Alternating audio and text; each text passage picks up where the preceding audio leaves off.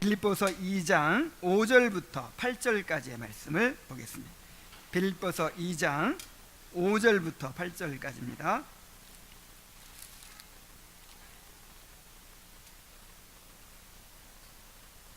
함께 읽겠습니다. 시작. 너희 안에 이 마음을 품으라. 곧 그리스도 예수의 마음이니 그는 근본 하나님의 본체시나 하나님과 동등됨을 취할 것으로 여기지 아니하시고 오히려 자기를 비워 종의 형체를 가지사 사람들과 같이 되셨고 사람의 모양으로 나타나사 자기를 낮추시고 죽기까지 복종하셨으니 곧 십자가에 죽으심이라. 아멘.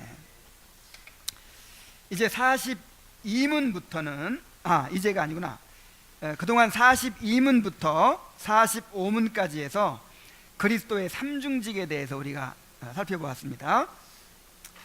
그리스도는 우리의 구원을 위해서 선지자와 제사장과 왕의 직분을 행하신다 그랬어요. 이렇게 삼중직을 행하시는데 두 가지 위치에서 행하신다 그랬어요. 하나는 낮아지신 위치에서, 또 한 가지는 높아지신 위치에서. 그래서 이제 오늘부터는 두 주간에 걸쳐서 그리스도의 낮아지심과 또 높아지심에 대해서 두 주간이 아니네. 여러 주간에 걸쳐서 그리스도의 낮아지심과 높아지심에 살펴보려고 하는데 낮아지심만 두 주간에 걸쳐 살펴볼 거예요. 낮아지심은 이제 성육신, 그 다음에 그의 생애, 고난, 죽으심까지가 낮아지심이죠. 그래서 오늘은 그의 탄생과 생애에 대해서 살펴보고 다음 주에는 그의 고난과 죽으심과 장사 지낸 받음에 대해서 살펴보도록 하겠습니다. 자, 46문을 같이 한번 읽어보도록 하죠. 시작. 그리스도의 낮아지심은 무엇입니까? 답. 그리스도의 낮아지심은 그리스도께서 잉태되어 나시고 사시고 죽으시고 죽으신 후 부활하시기까지 우리를 위해 자신의 영광을 비우시고 종의 형체를 취하여 비천한 형편에 계셨던 것입니다. 그랬죠. 이 중에서 태어나시고 잉태되어 태어나시고 사시고까지를 우리가 살펴보는 거예요. 그리스도는 자기를 비워 종의 형체를 가지셨다 그랬죠. 이게 이제 그리스도의 비하, 곧 낮아지심인데 빌립보서 2장 6절에서 자기를 비우셨다라는 말을 어떤 사람들은 이렇게 이해해요. 신성을 비우셨다. 신성을 비우시고 사람이 되셨다. 맞아요, 틀려요? 틀려요. 신성은 비워질 수가 있나요, 없나요? 없죠. 신성은 불변성이라는 특징을 갖고 있잖아요. 그래서 비워질 수 없어요. 예수님은 어린아이로 태어나셨을 때에도 여전히 하나님이셨습니다. 다만 그 하나님으로서의 그 영광과 또 그 즐거움을 잠시 이제 비우셨다는 것이죠.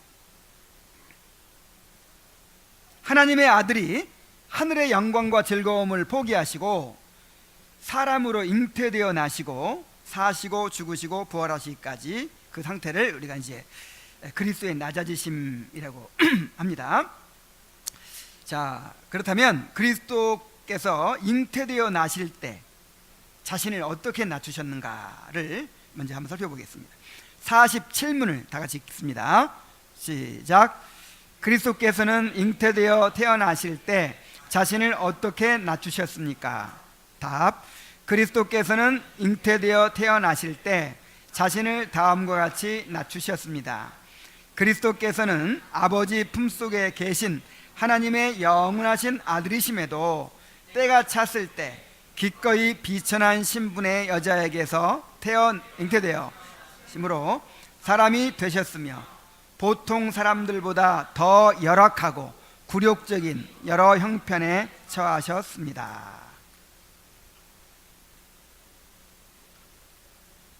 자, 먼저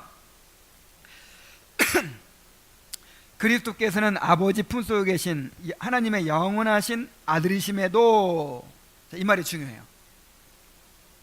자, 그리스도의 낮아지심을 이해하려면 얼마나 높은 위치에 계셨는지를 먼저 알아야 되죠. 그리스도가 보통 사람들보다 조금 뛰어난 피조물일 뿐이었다 그러면 의미가 확 달라져요. 별로 안 낮춘 거죠. 그런데 그리스도가 하나님이셨다, 이렇게 생각하면 엄청나게 낮추신 거죠. 그래서 이 말이 중요한 거예요.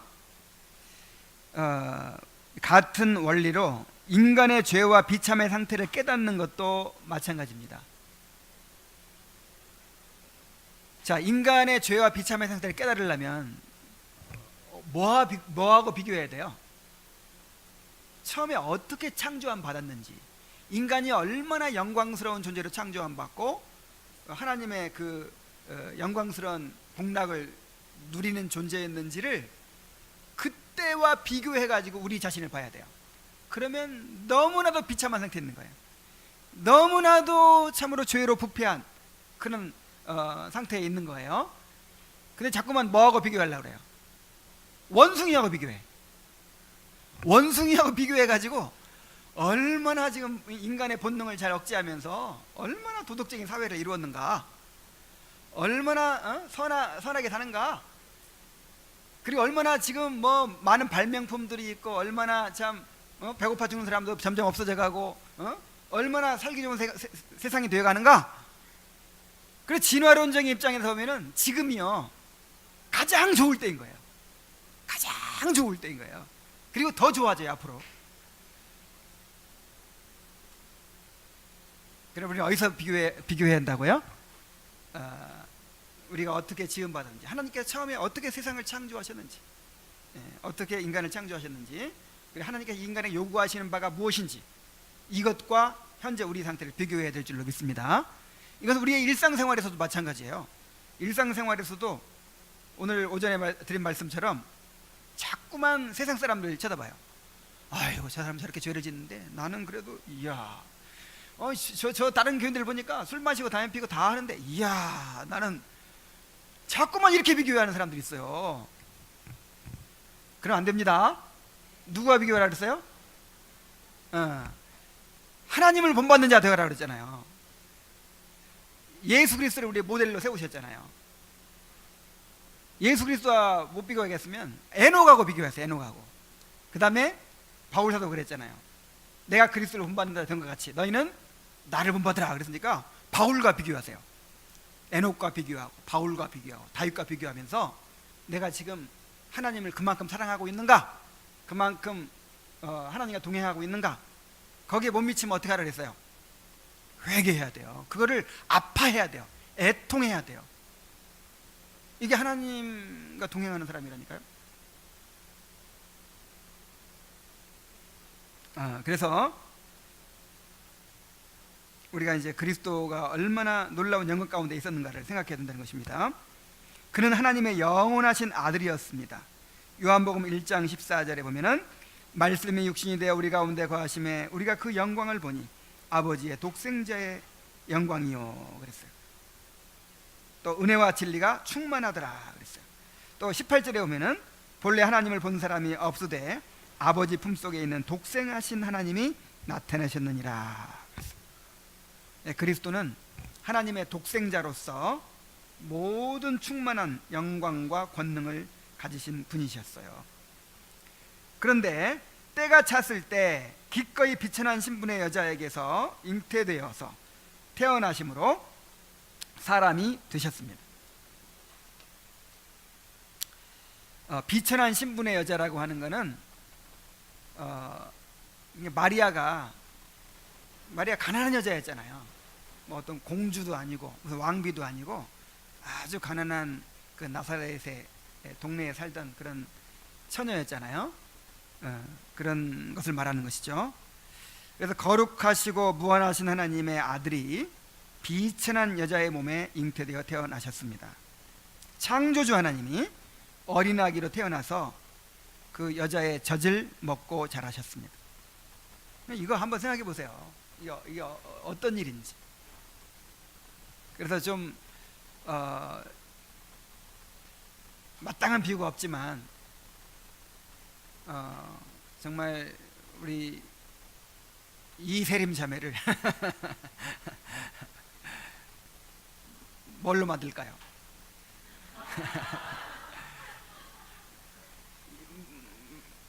아주 비천한 게 뭐가 있어요? 저 벌레, 구더기, 저 시골 화장실에 구더기로 만들어 가지고 거기서 이렇게 태어나게 만든 것과 똑같은 게 아니라 그보다 더한 거죠. 무한하신 하나님이 이렇게 죄로 타락한 이 세상에 오셔서 비천한 여자의 몸에서 아기로 태어나셨다. 야, 정말 이거 너무나 놀라운 일이에요. 너무나 놀라운 일. 그리스도의 성육신에 대해서 이번 한 주간 동안 깊이 묵상하시기 바랍니다. 얼마나 자신을 낮추신 것인지. 이것은 그가 택한 자들을 구원하시고자 하여 자원해서 행하신 일이었어요. 우리를 사랑하셔서. 그리고 보통 사람들보다 더 열악하고 굴욕적인 여러 형편에 처하셨습니다. 그랬어요. 자, 사람이 되어 오신 것만 해도 너무너무 낮추신 거잖아요. 그러면 저 왕궁에 태어나시면 그래도 좋잖아요. 왕궁 아니면 어떤 부잣집에서 태어나실 수도 있잖아요. 그런데 사람에게 태어나신 가운데서도 정말 가난한 사람, 정말 비천한 사람, 그런 사람의 가정에서 태어나셨다는 거예요. 비천한 목수의 아들로 태어나셨습니다. 얼마나 가난했냐면 이제 호적을 하기 위해서 고향으로 갔는데 여관을 얻을 수가 없어요. 돈 있는 사람들이 다 차지하고 여관을 얻을 수가 없어. 이 성수기 때는 막 돈을 비싸게 받잖아요. 그래서 이제 산딸이 차가지고 몸을 풀어야 되는데 여관을 얻을 수 없고, 그러니까 어느 집에 부탁을 해서 그 마구간, 그 말들이 있고 그 다음에 막 똥을 싸고 막 냄새나는 그런 곳, 거기다가 지푸라기를 깔고 거기서 마리아가 아기를 낳았어요. 그리고 아기를 어디다 누였어요? 말구유, 말 먹이통, 거기다가 짚을 깔고 거기다가 예수님을 누이신 거예요.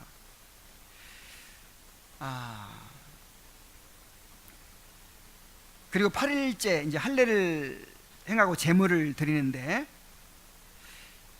아주 가난한 사람들한테는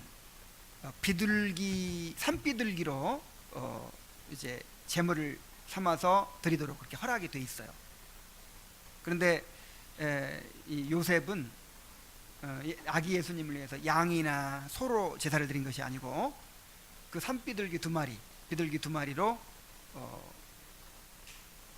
그 비둘기 새끼 2마리로 제물을 삼아서 제사를 드렸어요. 그러니까 아주 극빈자였다는 걸 알 수 있어요. 극빈자. 그리고 어느 동네 사람이었습니까? 좀 그래도 전통 있는 가문에 또 그런 도시에서 자랐으면 얼마나 좋겠어요. 근데 나사렛이 어디냐면 갈릴리의 그 이제 이 변경, 이 경계선쯤에 있는 도시들이 항상 이렇게 드나드는 사람이 많아요. 뜨내기들이 많이 사는 곳. 그럼 그런 데는 이렇게 별로 행실이 안 좋아요. 왜 그럴까요? 이렇게 오래도록 모여 사는 동네는 서로 알잖아요. 그러니까 서로 이렇게 마을을 위해서 이제 체면도 있고 뭐 이렇게 애정도 있고 하죠. 근데 뜨내기들만 사는 거예요.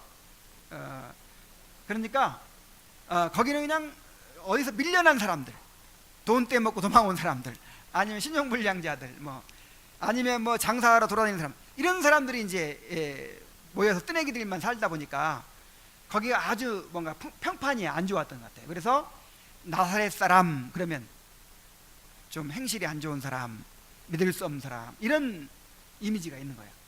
그래서 누굽니까? 나다나엘이, 빌립이 이제 나다나엘한테 내가 메시아를 만났어, 한번 가보자. 그러니까 누군데? 나사렛 사람인데 예수라고 해. 에이, 어떻게 나사렛에서 선한 것이 나겠어? 나사렛 사람이면 보나만 하지. 이럴 정도예요. 예수님이 근데 그 나사렛 사람으로 불리워지신 거예요. 그래서 예수님을 뭐라고 부르죠? 나사렛 예수. 태어날 때부터 이렇게 아주 극빈자 가정에서 태어나셔서, 참 생각해 보세요. 여러분, 아무리 가난해도 외양간에서 애기 안 낳죠. 아무리 가난해도. 여러분, 혹시 돈 없으면 예수님 생각하세요. 애들 학원 못 보내고 서러워하지 말고, 야, 예수님은 그 마구간에서, 그 말똥 냄새 나는 마구간에서 한 대잖아요. 한 대다가 그렇게 아기를 뉘우고 그렇게 했는데, 우리는 정말 호강하는 거죠 지금. 자, 그리고 이제 살아가면서 생애 가운데서도 자기를 낮추셨어요.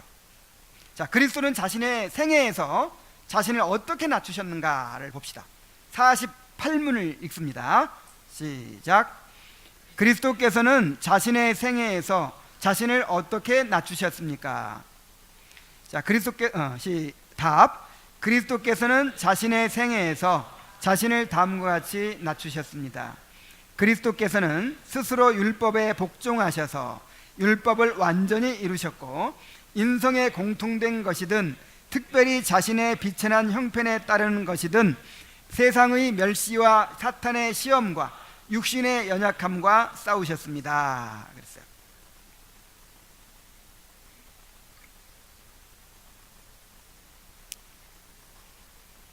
자, 그리스도께서는 스스로 율법에 복종하셔서 율법을 완전히 이루셨고 그랬죠. 자, 이것도 굉장한 낮추심이에요. 그리스도는 율법 아래에 나셨습니다. 갈라디아서 4장 4절에 보면은 때가 참에 하나님이 그 아들을 보내사 여자에게서 나게 하시고 율법 아래에서 나게 하신 것은 그랬죠. 예수님은 율법을 제정하신 분이에요. 그리고 율법을 반포하신 분이에요. 모세에게 율법을 주신 분이 누구예요? 예수님이에요. 예수님.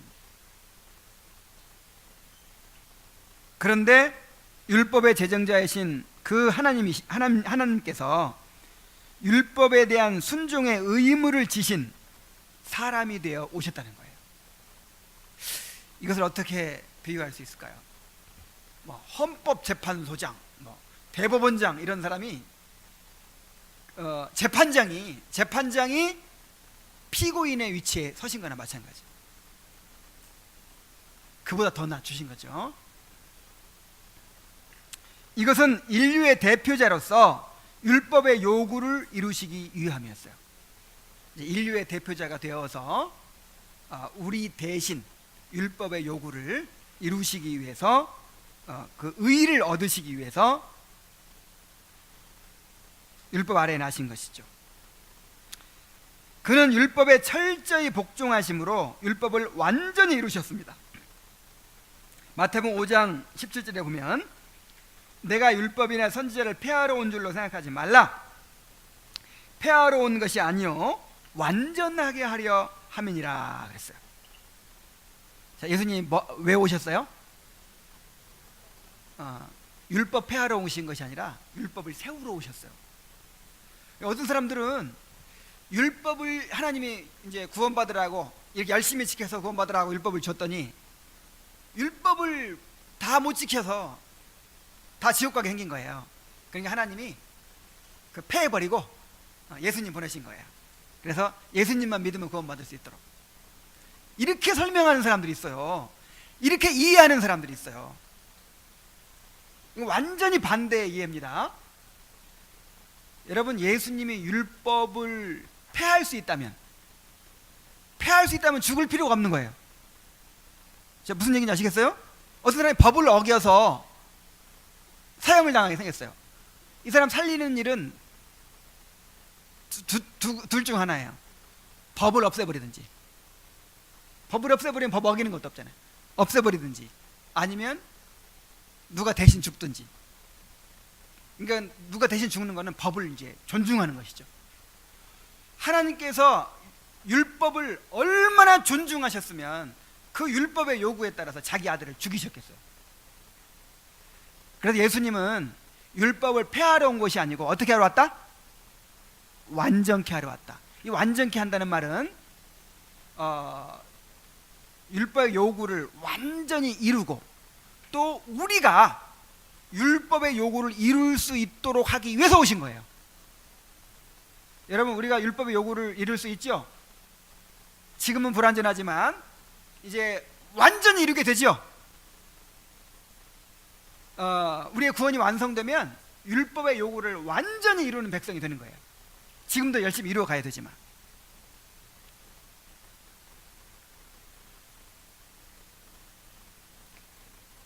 그래서 율법이 세 가지 용도가 있다고 하잖아요. 세 가지 용도. 자, 첫 번째 용도가 뭐예요? 죄를 깨닫게 하고 또 이제 그리스도께로 인도하는 그 몽학선생의 역할, 그게 제1용도.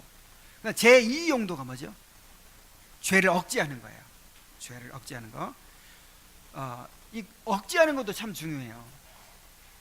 꼭 구원까지 못 받더라도 더 번성하지 않도록 이 억제하는 역할이 있기 때문에 계속 율법을 선포해야 돼요. 세 번째 목적이 뭐죠? 세 번째 용도, 이제 하나님의 백성의 삶의 규범이 되는 거죠. 근데 이 셋 중에서 가장 중요한 용도가 뭐겠어요? 원래 용도가 뭐겠어요? 세 번째, 하나님의 백성의 삶의 규범이에요. 이건 처음부터 끝까지, 이거는 영원히 변치 않는 목적이에요. 타락하기 전에는 1용도, 2용도가 필요 있어요, 없어요? 없어요. 뭐 죄를 깨닫게 하는 게 뭐 필요 있어? 우리가 나중에 구원이 완성되고 나면 필요 있어요, 없어요? 없어요. 가장 중요한 것이 제3용도예요. 근데 제3용도를 강조를 안 하는 거야. 많이 못 들어봤죠? 율법은 죄를 깨닫게 한다. 뭐 이런 것만 강조. 예수님께로 인도한다. 그러면 예수님이 구원한다. 그런데 중요한 것은 율법이 예수님께로 우리를 인도하지만 예수님은 우리를 율법으로 인도하는 거예요. 율법으로. 그래서 율법을 이제 성령을 통해서 순종하도록. 그래서 그 로마서 8장에 그러므로 그리스도 안에 있는 자에게는 결코 정죄함이 없나니 이는 그리스도 안에 있는 생명의 성령의 법이 죄와 사망의 법에서 너희를 해방하였음이라. 여기까지만 얘기를 해. 해방돼 버렸다는 거예요. 근데 그 다음에 뭐예요? 하나님이 그 아들을 육신의 모양으로 보내요. 육신의 죄를 정하사 육신을 쫓지 않고 영을 쫓아 행하는 우리에게 율법의 요구를 이루어지게 하려 하심이라. 무슨 요구를 이루어지게 해요? 율법의 요구를. 예수님 안에서 율법의 요구가 다 이루어졌고, 또 이제 구원받은 우리의 삶 속에서 율법의 요구가 계속 이루어져 가게 하시는 거예요. 그래서 완전히 이제 그게 완성되면 우리가 구원이 완성되는 거예요. 아니, 그렇게 돼야 구원받는다는 게 아니라 구원받은 사람이 구원이 완성되어 간다 이 말이에요. 또 잘 알아들으세요. 자, 예수님은 두 가지 면에서 율법의 요구를 이루셨습니다. 자, 율법의 요구가 간단하죠. 첫째는 뭐예요? 지켜라. 그 다음에 안 지킨 것에 대해서는 율법의 저주를 받아라. 그거예요. 우리 한번 따라해보세요. 지켜라. 율법의 저주를 받아라. 이 두 가지가 율법의 요구인데 예수님은 이 두 가지 요구를 다 이루셨어요. 율법을 완전하게 지키셨습니다. 그리고 우리가 율법을 지키지 못한 것에 대한 형벌을 받으셨습니다. 그래서 율법을 완전하게 지키신 것을 능동적 순종이라고 하고, 율법을 지키지 못한 것에 대해 형벌 받으신 것을 수동적 순종이라고 하는 거예요. 그리고 예수님의 수동적 순종에 의하여 우리의 죄가 용서받는 거예요. 예수님의 능동적 순종에 의하여 우리가 의롭다 하심을 받는 것입니다.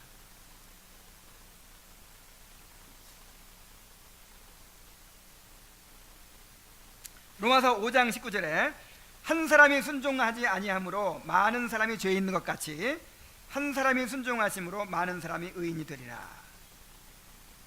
자, 우리 대신 율법의 저주를 받으심으로 우리가 율법의 저주에서 해방되고, 율법을 완전하게 지키심으로 그렇게 해서 얻은 의를 우리에게 전가해 주심으로 우리가 이제 의롭다 하심을 받는 것이죠. 자, 그 다음에 또 봅시다. 인성에 공통된 것이든 특별히 자신의 빛이나 형편에 따르는 것이든 세상의 멸시와 사탄의 시험과 육신의 연약함과 싸우셨습니다. 그랬죠. 자, 주님은 일단 완전한 사람이 되셔서 모든 사람들이 공통적으로 경험하는 비참을 몸소 겪으셨어요. 자, 인간의 그 모든 비참의 상태를 똑같이 겪으셨습니다. 똑같이.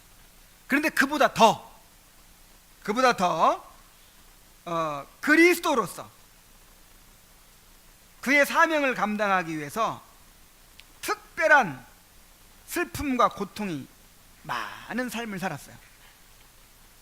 이사야 53장 3절에 그는 멸시를 받아서 사람에게 실어버린 바 되었으며 간고를 많이 겪었으며 질고를 아는 자라.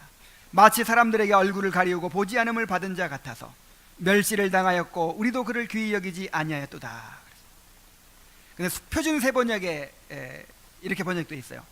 그는 사람들에게 멸시를 받고 버림을 받고 고통을 많이 겪었다. 그는 언제나 병을 앓고 있었다. 사람들이 그에게 얼굴을 돌렸고 그가 멸시를 받았으니 우리도 덩달아 그를 귀하게 여기지 않았다.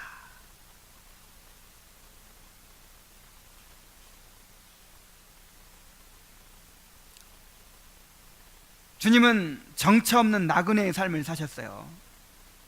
어떤 사람이 주님의 제자가 되겠다고 찾아왔는데 예수님께서 이렇게 말씀하십니다. 여우도 굴이 있고 또 공중에 나는 새도 보금자리가 있지만 머리 둘 곳이 있지만 보금자리가 있지만 나는 머리 둘 곳도 없다. 그러니까 아마 이 사람은 이제 예수님 따라다니면 예수님이 나중에 왕 되니까 뭔가 좋은 자리라도 차지하겠지, 그런 동기로 왔던 것 같아요. 그러니까 그걸 간파하시고 나 따라오는 건 좋은데 나 사는 걸 봐라. 여우도 굴이 있고 공중에 새도 보금자리가 있지만 인자는 머리 둘 곳도 없다. 그냥 갔어요. 그러니까 얼마나 참 피곤한 삶을 사셨습니까? 예수님한테는 안식처가 없는 거예요. 그는 외롭고 고독한 삶을 사셨습니다. 군중들뿐 아니라 제자들마저 예수님의 마음을 이해하지 못했어요. 참 얼마나 외로웠을까요? 그는 수고롭고 피곤한 삶을 사셨습니다. 끝없이 밀려드는 군중들, 병자들로 인해서 식사할 겨를도 없었다고 했어요. 사람들이 그를 보고 귀신 들렸다, 미쳤다고 할 정도였습니다. 그는 행로에 고나셨고 풍랑이는 바다에서도 배에서 골아 떨어지실 정도로 그렇게 피곤한 삶을 사셨어요. 그에게는 항상 마귀의 격렬한 시험이 있었습니다. 마태복음 4장 1절에 보면은 그때 예수께서 성령에게 이끌리어 마귀에게 시험을 받으러 광야로 가사. 우리가 당한 시험을 다 승리해야 되잖아요. 아담과 하와가 실패했던 그 시험을 승리하셔야 되잖아요. 그러니까 그 모든 시험을 다 받아들이신 거예요. 그리고 마귀는 어떻게든지 예수님을 넘어뜨리기 위해서 격렬한 시험을 계속 한 것이죠. 또 그는 항상 적대자들로 둘러싸여 있었습니다. 사람들은 끊임없이 그를 미워하고 조롱하고 모함하고 올무를 놓아서 죽이려고 했어요. 그리고 끝내는 그를 십자가에 못 박아서 죽였습니다. 그래서 시편 22편 6절에는 이렇게 예수님에 대해서 예언을 합니다. 나는 벌레요 사람이 아니라 사람의 비방거리요 백성의 조롱거리니이다. 자, 예수님이 사람들에게 무슨 취급받았어요? 벌레 취급받았어요. 벌레 취급.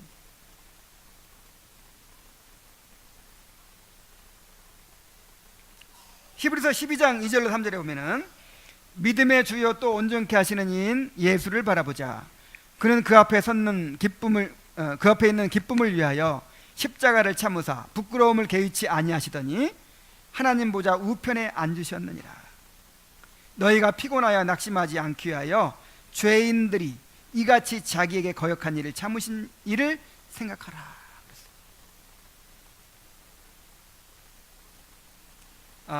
이게 무슨 말이에요? 여러분들 다른 사람에게 안 좋은 소리 듣고 상처받고 뭐 피해를 당하고 막 그런 일이 있을 때 누구를 생각하라고요? 주님을 생각하라고요. 주님은 나를 위해서 어떤 일을 당하셨어요? 끊임없이 주님을 죽이려고 했잖아요. 그리고 급기야는 십자가 못 박아 죽였어요. 가장 수치스러운, 정말 저주스러운 그 십자가에 못 박아서 죽였어요. 자, 이 말씀대로 생각하시기 바랍니다. 우리 주님은 이렇게 수치를 당하시고 조롱당하시고 고난 받으셨는데 나는 영광을 받으려고 하면 되겠어요, 안 되겠어요? 안 되는 것이죠. 그래서 이제 그리스도의 낮아지심을 우리가 생각하면서 항상 두 가지를 생각해요. 두 가지. 그리스도의 낮아지심이 우리와 어떤 관계가 있습니까? 첫째는 나의 구원을 위해서 그렇게 낮아지셨다는 것을 생각해야 될 줄로 믿습니다. 나를 구원하시기 위해서 아무 죄 없으신 하나님의 아들이 이렇게 인간이 되어 오셨구나. 나를 구원하시기 위해서 이렇게 가난하게 태어나시고 또 비천한 환경에서 자라시고 사람들에게 조롱과 또 모욕과 수치를 당하시고 십자가에 죽으셨구나. 이것을 늘 생각하시기 바랍니다. 그 다음에 또 한 가지는 어떤 생각을 해야 돼요? 오늘 우리가 읽은 본문 말씀에 있어요. 빌립보서 2장 5절에 다 같이 읽습니다. 시작. 너희 안에 이 마음을 품으라. 곧 그리스도 예수의 마음이니. 자, 그리스도 예수의 마음, 우리가 품어야 될 그리스도 예수의 마음이 무슨 마음이에요? 낮아지신 마음이에요. 낮아지신. 이거 한 주간 동안 여러분 깊이 묵상하세요. 항상 마음을 높이니까 가정에서도 그렇게 갈등이 있는 것이고 교회 안에서도 갈등이 있는 거예요. 그리스도의 마음을 품으라고요. 낮아지는 마음, 자기를 비우시는 마음. 비운다는 건 뭐가 있었기 때문에 비우는 거죠. 내 권리가 있어요. 권리, 정당한 권리. 뭐 죄가 안 돼요. 내가 누릴 수 있는 권리가 있어. 그런데 이거를 비우는 거예요. 내가 누릴 수 있는 그런 권리가 있어요. 그런데 그거를 비우는 거예요. 이렇게 비우는 것이 그리스도의 삶입니다. 비우는 것이. 많이 비울수록 그리스도가 우리 안에 더 충만히 거하실 수가 있는 거예요. 여러분, 하나님과 동행하기를 원하십니까? 어떤 사람이 하나님과 동행할 수 있어요? 하나님이 우리의 상급이 되시기 때문에 이 땅에서 내가 누리는 권리, 내가 주장할 수 있는 그런 것들이 이제 비워지게 되는 것이죠. 정말 하나님을 상급으로 삼는 사람은요, 비울 수 있어요. 포기할 수 있어요. 내려놓을 수 있어요. 이것이 그리스도인의 삶입니다. 예수 믿는 것은 예수님을 통해서 많이 채울 수 있는 것이 아니에요. 예수님이 전부이기 때문에 예수님이 나의 영혼까지 채워주시는 분이기 때문에 내가 가진 것들을 다 비울 수 있는, 그것이 우리의 신앙입니다. 이번 한 주간 동안 그리스도의 낮아지심을 생각하면서 나의 구원을 위해서 낮아지신 사실을 생각하고, 또 내가 그 마음을 본받아서 어떻게 가정에서 내가 나를 비워야 할까, 어떻게 교회에서 나를 비워야 할까 생각하시고 기도하시고 실천하시는 한 주간이 되기를 바랍니다. 기도하겠습니다.